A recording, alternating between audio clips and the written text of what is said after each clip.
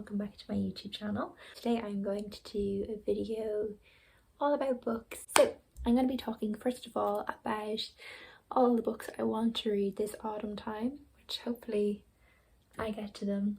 I do have a very busy couple of months ahead, so who knows how many I'll actually get to, but this is what I'm feeling in the mood for this autumn.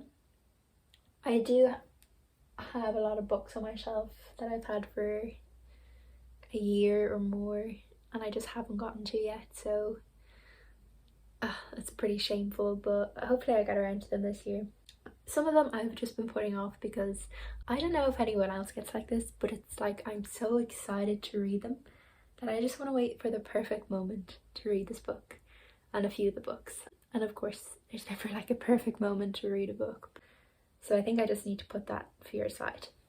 And then for the second half of the video I am going to do some book recommendations for autumn time, books that I've read and really liked and I think are kind of in the spooky zone. So hopefully you enjoy. I hope you have a nice cup of tea or hot chocolate or coffee, whatever you like for yourself. I have a little blanket because it is a little bit of a sick day. Not a sick day, but it's a little bit of a restful day for me today. So yeah, let's just get into it. So the first book I really want to get to this autumn is of course The Picture of Dorian Gray by Oscar Wilde. I got this time last year and how beautiful is this cover? I just think it's so nice. Is there illustrations? There's a few illustrations, but they're pretty abstract in this edition. I just love it so much. I really thought I would get to it like straight away last year. I can't remember why I didn't end up picking it up. I think I just specifically wanted to read it around Halloween time and then almost like didn't allow myself to read it then come November, which is a shame. I'm trying to not place as many strict rules on myself when it comes to reading because I do tend to do that a lot. I should just read what I want to read when I want to read it rather than waiting another 12 months to pick something up that I've actually been really excited for. But I do think Halloween is probably the best time for this. It is a classic, but the language doesn't seem, it seems pretty modern in the sense that it doesn't feel like it would be a drag to read. I do like classics and I try to read them quite often, but yeah, sometimes the language does bog me down a little bit and I have to listen to an audiobook at the same time just to keep me engaged.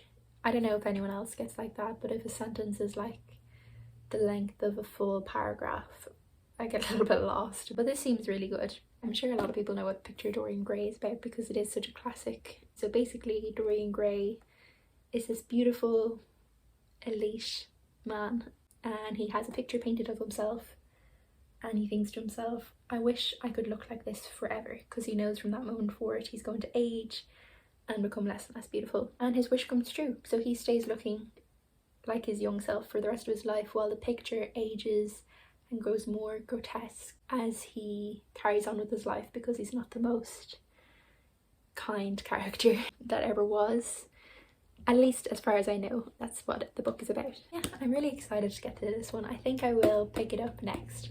I have about 50 pages left of Aristotle and Dante to discover the secrets of the universe, which I'm loving, but I think this will definitely be the next one. If not, the next one I will pick up then is definitely A Cruel Prince, or The Cruel Prince, sorry, by Holly Black.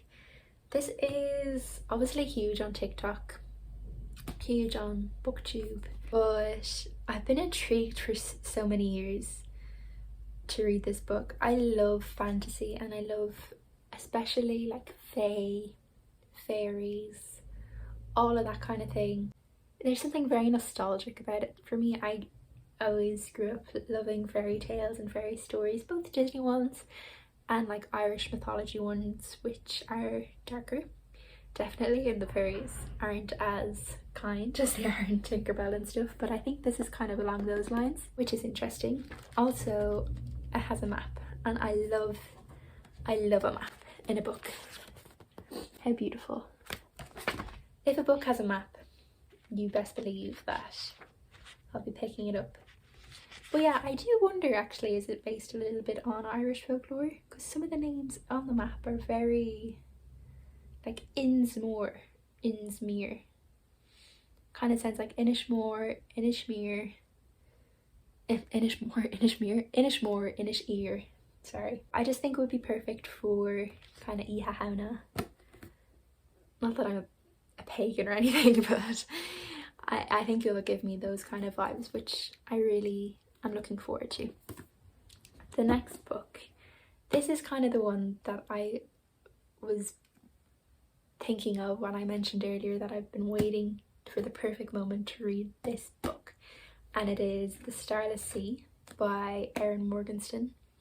The amount of times I've picked it up, read the first page and thought, oh my god, this is amazing, this is beautiful, I can't wait, and then just put it back down because I think, oh no, I need to like save it for the perfect time. I did read The Night Circus by Erin Morgenstern, which I'll talk about more later, and I loved it so much, and I just know this is going to be the exact same, so I'm just waiting. I don't know when the perfect moment will be. I'm learning now that it's probably never going to come, so it's better to just read it when I want to read it, but I do think I'm still kind of waiting for, realistically, I want like a week where I don't have too much on. I can devote a lot of time to reading for fun, and I can just immerse myself in this. Hopefully it's raining outside or something. It just seems perfect. I kind of just want to go in blind. I know it's, from what I'm gathering from the first page that I've read about 10 times, is something to do with a pirate and stories, and I think it's a book in a book or a story within a story from what I've heard over the years on YouTube. I can't remember too much, but I do think it's something like that. I kind of just want to go in blind to it, so I'm not even going to read the blurb. I'm really excited though. Another classic that I really want to get to, and I've had this on my bookshelf for at least 2 years.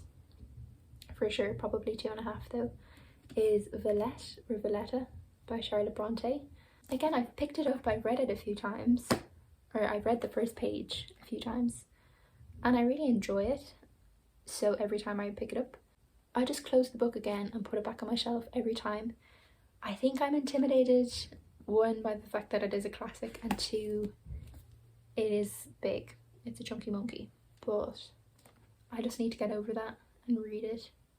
I think it's kind of, I remember Ruby Granger saying in one of her videos, it's kind of dark academia, which again is perfect for autumn. So yeah, who knows, maybe I'll get to it this year, maybe I won't. The last 2 books that I want to get to this autumn, these are pretty big, but I really do want to read Six of Crows and Crooked Kingdom by Leigh Bardugo. These are both in the Grishaverse, which I've read the Shadow and Bone series at the beginning of this year and I loved, so I do want to carry it on. These are supposed to be much better. Again, there's a nice map, which, who doesn't love a map? Oh, there's a few maps actually. Oh, this is the main one though. This is the same one that was in Shadow and Bone. I just realised that I have mascara on my face. But yeah, both of these are over, how long is this one? That's about 500 pages, and Crooked Kingdom is 550-ish pages, so they're both big ones, which is intimidating, but I really want to get to them. Apparently they're supposed to be really a step above the Shadow and Bone trilogy, which makes me really excited because I did love that trilogy, although I can really see that they're Leigh Bardugo's first books. I can see her writing getting better as the trilogy goes on, so I'm just really excited to get to these if I can get past the big book fear, which I think a lot of people relate to. And then the very last book that I want to read this autumn is non-fiction. It is Climate Justice by Mary Robinson. Yeah, I mean, it kind of speaks for itself. It's about climate justice, but yeah, I just think it's an important one to get to at the moment. I am studying, I think I mentioned in my last video that I am in my final year of studying social justice and sociology. I want to specialise in climate change when it comes to my thesis slash capstone essay thing. So I just think this will be a good accompaniment, maybe to read on the commute to and from college every day, and just kind of keep it there as a reminder as to why I want to specialise in that and why I care and all that kind of thing. So yeah, those are all the books I want to read at some point this autumn. If I don't get to them all, which realistically I probably won't get to them all, that's okay. I'm not going to be mean to myself about it. I do have a lot going on this year, but we will do the best we can. The next few books I'm going to talk about are books that I've actually already read, but I really loved them and I just think everyone should read them at some point. I think they're perfect for autumn time and spooky season. I'm sure a lot of them have been spoken about many times before on BookTube and TikTok and Instagram and all that kind of jazz, but I don't know, I just want to throw in my 2 cents on them. First one that I want to recommend, I've actually already mentioned in this video, is The Night Circus by Erin Morgenstern. It is just, I might reread this soon actually, it is just magical. It is so immersive. It's basically about a travelling circus, as most circuses are travelling, but within the circus itself is kind of a ring or a stage for a competition between 2 of the circus acts. The circus itself kind of grows, the stage grows as the competition gets more and more serious, and it's just fascinating. It's beautiful. It is so imagery heavy. You can really just feel yourself in the circus when they're talking about the acts and everything. I will say every couple of chapters there's like a page that is kind of, what is that phrase, it like breaks the 4th wall or breaks the 3rd wall. I might be saying that wrong. That kind of put me off, especially because it does that pretty early in the book. Basically it will say like, you are standing in a line, you are here, you're doing this, you're doing that, and I was like, oh, I don't know how I feel about that. But it's normally just for 1 page, maybe a page and a half, and then it goes back to normal. But I didn't yet like that aspect in the beginning, but I actually really got to like it as the story went on. But yeah, it really doesn't do that often. If you're afraid of that, if you think that might put you off, that's not how the majority of the story is, and you kind of get to like that anyway. At least I did. The next book that I want to recommend is The Wicked Deep by Shea Earnshaw. I'm sorry if I'm pronouncing that wrong, but I read this last August and I think I read it in a day. I just couldn't put it down. Basically it's about a small isolated kind of seaside town that is a little bit dilapidated, a little bit run down. So it's set in the modern day, but 2 centuries ago in that town there was a witch trial and 3 sisters were drowned in the harbour, which sounds dark, but the story itself isn't too dark. And basically every summer the witches emerge in the middle of the night, they sing and they take over the bodies of 3 young girls. And this is set in over the course of 1 summer, and you're trying to figure out who the witches have taken over, what they're getting up to, why are they doing what they're doing, all of that kind of thing. And I just couldn't put it down. I found it really interesting. I actually, again, this is another one I would love to reread. It's beautiful as well, the chapter pages, some of them have moons, some of them have like kind of woodland features, and I just really loved it. I really liked the author's style of writing and everything. I also would really like to get to Winterwood by the same author. The next book then that I want to recommend is All Our Hidden Gifts by Coraline O'Donoghue. This is a YA, I suppose, magical realism book set in Ireland, which is really fun. I think it's set in Cork as far as I remember, and I just really loved it. I read this at the beginning of this year as well, and it was really, really fun to read. It's based around a girl called Maeve who doesn't get on too well in school, doesn't like school, is kind of fed up with her hometown, with her family life, and is just feeling kind of the way a lot of teenagers feel. But one day she has to clean out the basement, I think, as far as I remember, in her school, as a punishment for, I can't remember exactly what she did, but some sort of punishment. While she's cleaning out this basement, she finds a packet of tarot cards, and she kind of learns the story of who owned these tarot cards before her, what happened to them, and also learns that she's actually just really good at reading tarot cards and predicting people's futures, when up until this point she has felt like she wasn't really good at anything. This also has a sequel out. I can't remember what the sequel is called, but again, this I think I'll buy that next when I allow myself to buy a book again soon. I'm just really intrigued to know what happens. There's kind of a found family element to it, and yeah, there's some good representation in there as well, which is always nice.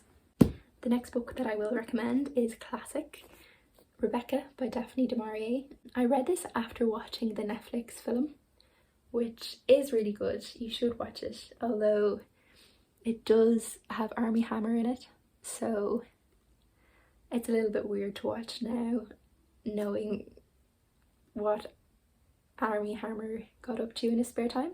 But nonetheless, the book itself is amazing. It's a lot scarier than the Netflix film, I think anyway. I found it's not too scary, it's not a horror, but it's just eerie, it's just spooky. It's just really good. So for anyone who doesn't know the story of Rebecca, the main character, who doesn't have a name, is a young girl who is basically a lady's maid for a very wealthy woman, and she travels around Europe with this wealthy woman. And while they are in the south of France, she meets Maxim de Winter, who is a recently widowed lord. I don't actually know what his title is, but anyway, he owns a very big estate called Manderley, and they fall in love, they get married, they move back to Manderley, and the young girl realises that his ex-wife, who has just died, Rebecca, still controls every aspect of life, even though she's died. And the young girl is just trying to find her own identity within that, her own identity as Maxim de Winter's new wife, and just becoming a woman herself and finding the strength in that, while also still trying to solve the mystery as to what happened to Rebecca. It's really, really, really good, and I really recommend it. Again, the writing is beautiful as well. It is a classic, but it's very easy to read, while also still being that kind of old-timey, beautiful phrasing. Yeah, I really recommend. Keeping in line with the classics then, I have to recommend We Have Always Lived in the Castle by Shirley Jackson. This is really, really short and quick. I think I read it in an evening, and I'm not a quick reader. These kind of turquoise penguin ones are always pretty cheap as well, which is good. It's very weird, it's very confusing at times. You just don't know what is really happening. Mary Cat, who is the main character, is 18 years old. She's kind of an unreliable narrator, but nonetheless she is the narrator, and she lives in the very big stately house just outside of the village with her sister and her uncle. Yeah, it's a weird family dynamic. When she was very young, Mary Cat, her family all died of arson poison, and since then the village has kind of kept her and her sister and her uncle at arm's length. Firstly, they're kind of suspicious as to why the family all died of a poison arson attack, and those three managed to survive. And also there's a little bit of class resentment there as well, I think. It's just very interesting.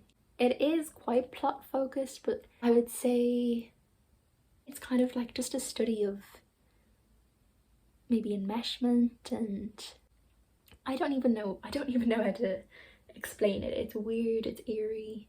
Yeah, it's just odd, but it's a really good, interesting book. It's quick to read. and it's just kind of spooky. It's kind of perfect. And finally, the last book I want to recommend in this video is Coraline by Neil Gaiman. Again, this is a children's book, but it's beautifully illustrated. This edition that I have, I also just love that cover. How amazing. I think everyone basically knows the story of Coraline.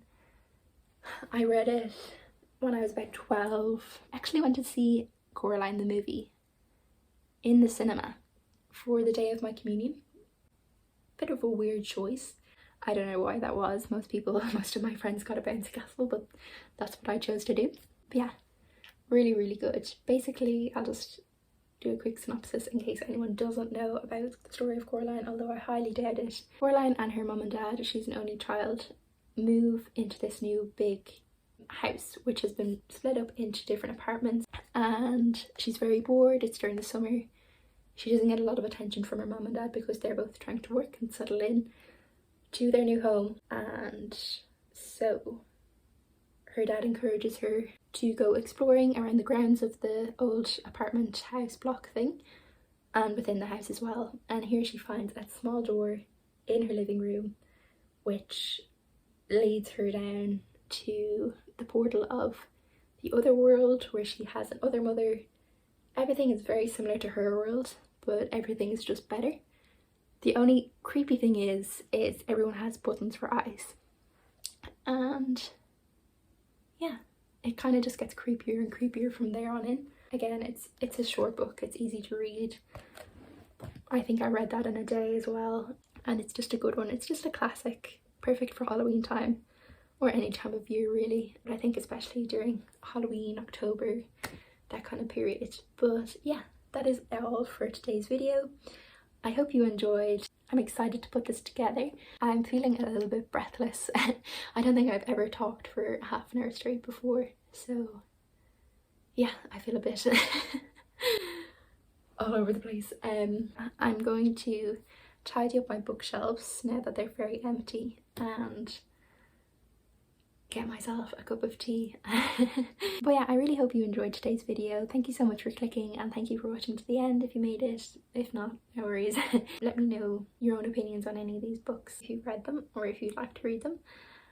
And yeah, again, I hope you enjoyed, and I hope to see you in my next video. Thank you for watching. Bye.